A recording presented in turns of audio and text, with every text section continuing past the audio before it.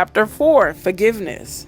Sean arrived with flowers in hand. He wanted to see Quincy. He was so good with him. And Quincy ran over to hug him. I felt my heart melting. He asked Quincy, "How you doing, Tiger?" Quincy looked so innocent as he responded, "I'm good, I miss you." Sean's response sounded genuine. "I miss you too. We'll hang out tomorrow, okay?" "Okay." Sean gave him a little love tap on the butt. "It's bedtime," Quincy replied. "Okay, good night," as he turned to head towards his bedroom. Here was the man I fell in love with, but what was I thinking? Ish, not only does he want butt plugs, he slapped the ish out of me. So why am I still talking to him? They say that love is blind, but is it stupid too? As Quincy left, Sean looked at me and smiled. "Baby, let's go have some fun. The babysitter's on the way. I just want to show you a good time."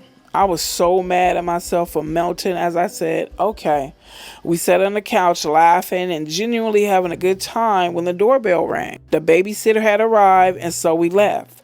As we exited the house, a big man climbed out of the limo and opened the door for us. He wore a sharp suit with a gun noticeably tucked under his arm. I thought to myself, he could have made it invisible. Or did he want me to see it? Despite my reservation, Gene was a sweetheart. He was very courteous and polite. As he tipped his head and said, "Good evening, ma'am," Gene drew a smile out of me as I responded, "Hello." Gene and I would see each other a lot after this day.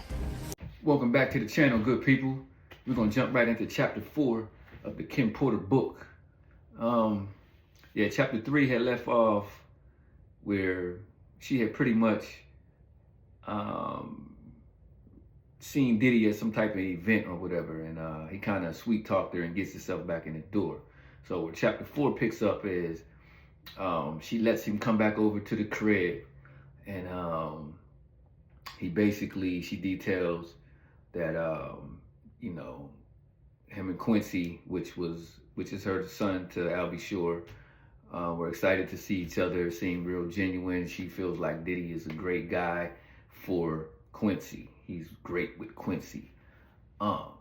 But she can't seem to forget about him smacking the shit out of her and the butt plug thing. Like the butt plug thing, the booty bandit thing has been a narrative through the first 4 chapters. Like this has been in every chapter almost since she's, this is a thing. It's disgusting if this is true, because early on in her relationship, this was the problem that she was having with this dude. That he wanted her to play with his booty. You know what I'm saying? She wasn't feeling that. And then he started putting his hands on her. So at this stage, she starts to reflect like, love is blind, or is it stupid? Because there's no reason why she's basically, fighting with herself, like, why am I still messing with this dude? He likes to take it in the booty. He's putting his hands on me. He's weird. But the only thing is, he's great with her son, and he's charismatic, and he's able to sweet talk her and make her forget about all of the negativity and stuff like that. And then when he comes over to finish the chapter, he's taking her out on a date. So they had a babysitter come over to watch Quincy. And then when he picks her up, when they go outside, a limo driver, she meets Gene Deal for the first time. If y'all don't know who Gene Deal is, go check him out. He's been on Vlad TV, Cam TV, Cam Capone. He's been on a few other podcasts, and he has his own YouTube channel as well. He's a bodyguard. He's a bodyguard, but he's Diddy's ex-bodyguard who knows a lot about the things that Diddy was doing, because he was right there protecting Diddy and Diddy's people when a lot of this stuff was happening.